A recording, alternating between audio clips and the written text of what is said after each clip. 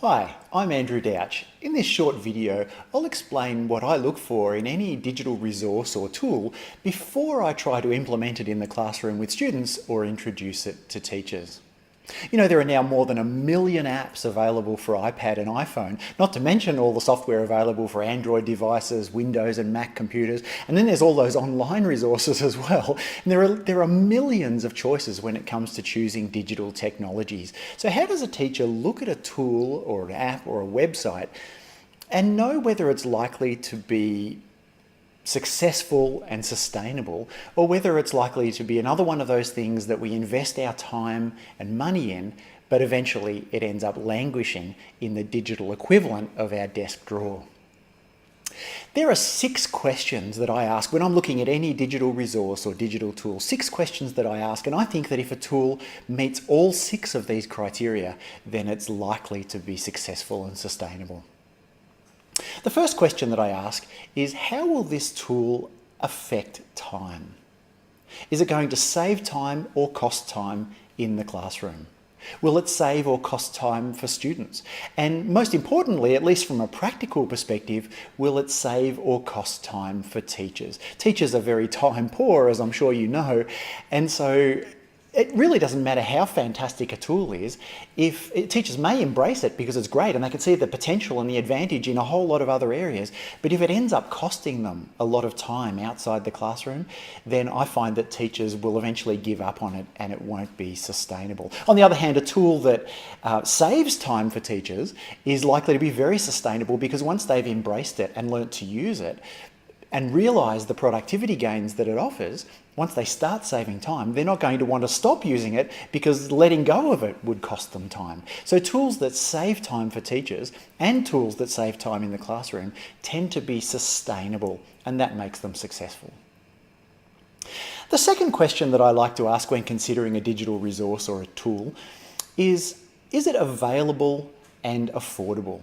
In the 1960s, America and Russia were both competing with each other to try and accrue space firsts. And during the 1960s, America was behind most of the time. You know, the Russians were the first to put a satellite into space. They were the first to put a person into space. They were the first to get around the back of the moon and take photos. You know, the Americans were playing catch up. And legend has it that during that time, the Americans spent several years and millions of dollars of taxpayer money developing a pen that could write in zero gravity. Meanwhile, the Russians were handing their cosmonauts pencils and sending them into space. That legend is really just an urban myth. It's not true. But I think there's a lot we can learn from that, because very often in educational institutions we do exactly that. We wait for the perfect tool to come along, the perfect LMS, the perfect camera system, whatever it might be. We wait for the perfect tool to come along, and very often there's a less than perfect but already available and affordable tool that we could embrace and run with and push our pedagogy forwards, even while we're waiting for that perfect tool to come our way. The third question that I like to ask is, will this tool let us do something that we can't already do? Will it let us go somewhere new? Will it let us teach in a way that we can't currently teach? Will it let us teach people we couldn't otherwise teach in ways that we couldn't otherwise teach? There's got to be something that it lets us do that we can't do already. You know, very often the tools that I find teachers tend to embrace the most enthusiastically are tools that are really just a digital facsimile for what we already do. And I can understand why they do that, right? Because it doesn't challenge our pedagogy. It doesn't require us to think differently about our role in the classroom. It's just a tool that lets us do what we already do a little bit better. But the tools that I think we should be embracing, the tools that are going to be that are really going to move education forwards and get better outcomes, are tools that let us do things that we can't do without the technology. The fourth question that I like to ask is, will students get better learning outcomes? Will students learn better using this technology? At the end of the day, that's our primary mandate, isn't it? That's if a tool does everything else that we've talked about, if it saves us time, if it lets us do things that we couldn't otherwise do, but students don't learn better, then I think we should pass it over and look for tools that help us to help our students to learn better.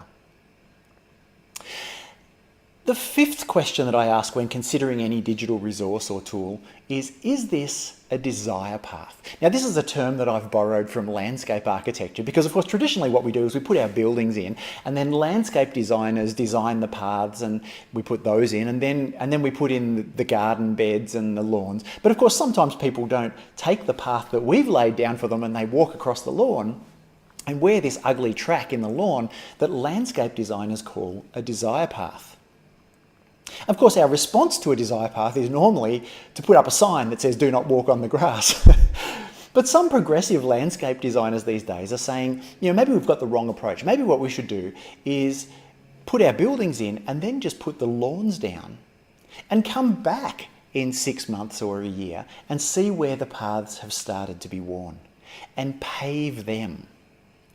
And they call that the principle of paving desire paths.